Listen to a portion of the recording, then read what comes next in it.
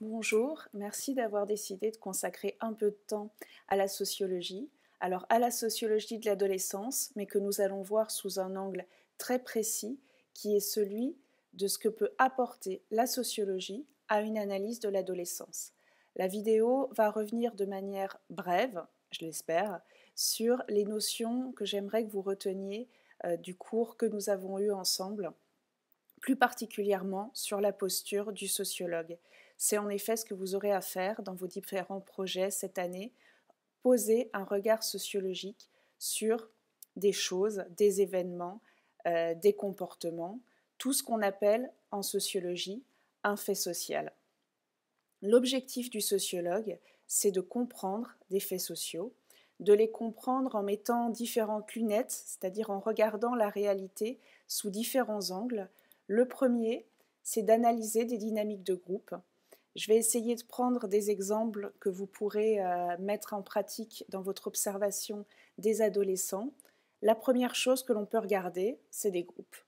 Regardez par exemple dans une cour de récréation si les individus sont des unités, c'est-à-dire si visuellement vous voyez des individus se déplacer séparément, ou si vous voyez des attroupements, des rassemblements. Ces rassemblements, on va les appeler des groupes si on considère qu'ils ne sont pas par hasard ensemble, mais qu'ils ont des rapports les uns avec les autres, qu'ils sont là parce qu'ils ont envie de se parler, de partager des choses.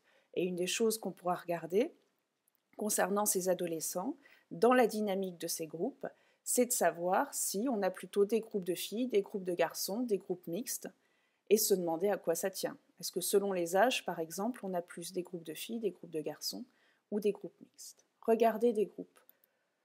On peut faire un zoom et ne pas regarder les groupes dans leur ensemble, mais plutôt s'intéresser à des interactions, c'est-à-dire des relations interindividuelles, comment un individu va réagir par rapport au comportement d'un autre individu. On va reprendre l'exemple des adolescents, c'est ce qu'on pourra observer dans une queue de cantine. Comment se comportent les enfants, les collégiens, les uns par rapport aux autres? Est-ce qu'ils se parlent ou non? Est-ce qu'ils se bousculent ou non? Est-ce que les filles parlent aux filles, les garçons aux garçons? Est-ce qu'une fille parle à une autre fille comme elle parle avec un garçon? Qu'est-ce qui se passe dans ces différentes relations qu'ont ensemble les collégiens? Troisième chose que l'on va pouvoir saisir, c'est un acte ou un comportement particulier. Ce qui va nous intéresser sur les adolescents, c'est notamment ce qui se passe à l'abri des regards, et nous allons prendre l'exemple des toilettes. Les adolescents ne vont pas aux toilettes simplement pour satisfaire leurs besoins naturels. Ils y vont pour avoir des interactions, des jeux, les garçons embêtant les filles particulièrement et les filles se laissant embêter par les garçons. Des choses assez caractéristiques de l'adolescence et qu'on pourra observer qu'en jetant un regard particulier sur ce lieu, les toilettes, en observant ce qui s'y passe. Dernier exemple, cette fois on dézoome et on regarde la manière dont notre société est structurée. Et c'est un peu ce que je viens de faire tout au long de cette démonstration, puisque que ce soit dans l'analyse des dynamiques de groupe, dans l'analyse des interactions ou dans l'analyse des actes et des comportements particuliers, j'ai à chaque fois tiré une trame qui était celle des rapports entre les filles et les garçons, puisque c'est le sujet que vous aurez à traiter cette année dans le cadre de votre action de santé communautaire. Ça, c'est un élément structurant de la société. Aujourd'hui, il paraît intéressant de se dire que la régulation des comportements est différente selon le sexe et que les genres n'ont pas un même accès au métier. On va dire qu'il existe des inégalités de genre dans l'accès au métier, dans les salaires, dans les tâches de la vie quotidienne. On va considérer que le prisme des rapports hommes-femmes nous permet de comprendre un certain nombre d'éléments de la société. Voilà 4 exemples de regards sociologiques. Vous vous sentirez forcément plus à l'aise avec l'un ou avec l'autre. Ces regards sociologiques, si vous souhaitez plus les travailler et mieux développer votre connaissance, j'ai récolté pour vous quelques perles Pour ceux qui ne connaissent pas Pearl Tree, j'ai placé des articles liés à l'adolescence en les classant par catégorie sur cette page internet dont vous retrouverez l'adresse dans le lien sous la vidéo, et notamment, si vous cliquez sur genre, vous trouverez un certain nombre d'articles qui vous permettront de développer cette posture sociologique, cette manière d'analyser les faits sociaux. Cette analyse des faits sociaux, elle doit être menée en prenant garde de s'écarter de ses propres opinions, de ce qu'on pense a priori. Cette distance par rapport à ses propres opinions, on l'appelle en sociologie la rupture épistémologique, la mise à l'écart de ses convictions, de ses a priori, de ses opinions.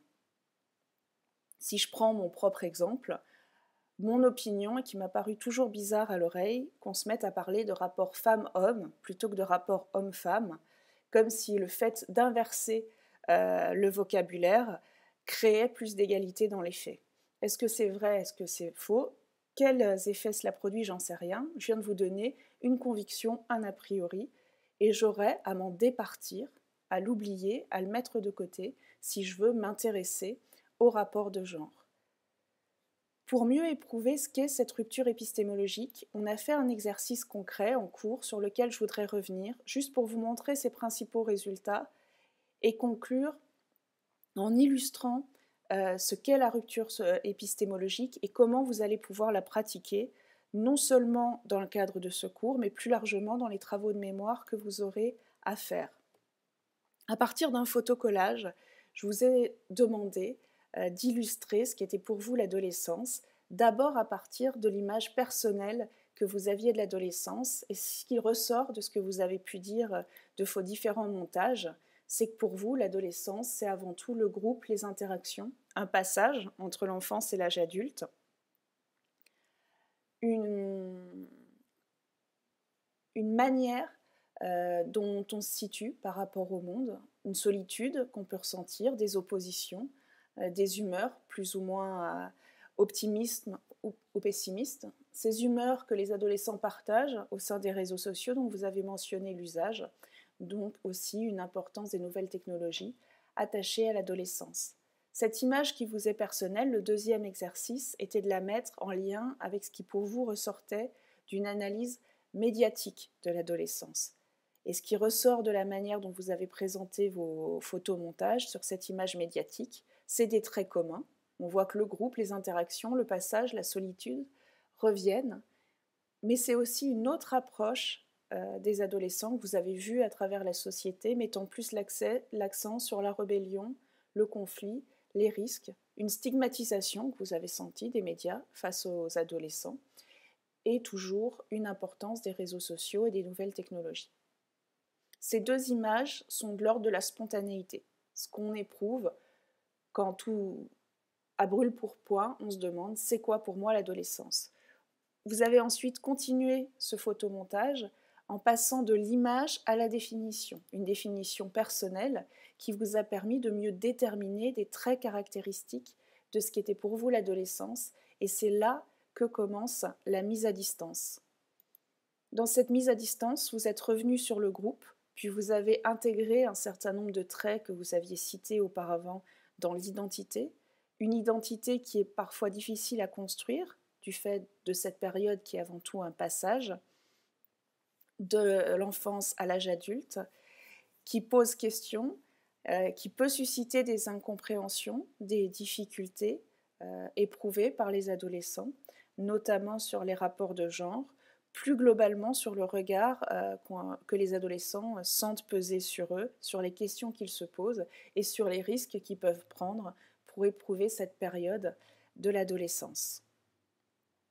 De ces deux images et de cette définition, nous avons approfondi, mais nous l'avons plus approfondi cette fois à travers des images et des photomontages, mais en mettant en lien ces images avec ce que nous dit la sociologie de l'adolescence et des traits caractéristiques que l'on peut dire cette fois objectivés, car ils ont été confirmés par un certain nombre de recherches. On voit dans cette définition objectiver une première dimension qui n'avait pas été abordée. Le fait que l'adolescence, c'est une invention récente, ça c'est quelque chose qu'on ne peut pas éprouver, qu'on ne peut pas penser comme ça ex nihilo, c'est quelque chose dont on se rend compte quand on creuse cette notion. On voit que l'adolescence, en tout cas telle qu'on la connaît aujourd'hui, est une invention récente, plus particulièrement du XXe siècle. On retrouve par contre dans la définition d'autres dimensions que vous aviez citées, l'adolescence comme période transitoire. Et le propre de la définition objectivée, c'est qu'on va garder cette idée partagée de période transitoire, mais nous allons essayer de la préciser, d'en donner les contours d'une manière plus claire que ce que nous avions fait jusqu'ici à travers les différents nuages de mots, et on pourra dire que cette période transitoire, elle a pour principale caractéristique d'être marquée par d'importants changements et l'adoption de nouveaux comportements.